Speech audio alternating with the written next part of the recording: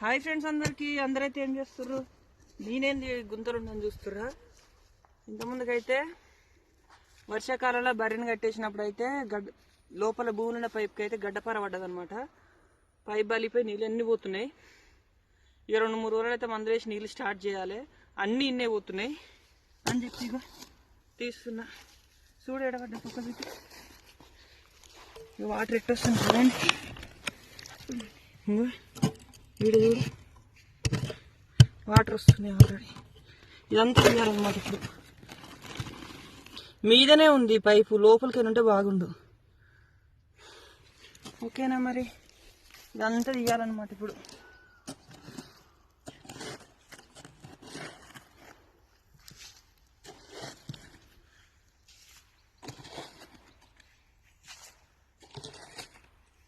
మరి గడపారు వేయాలి.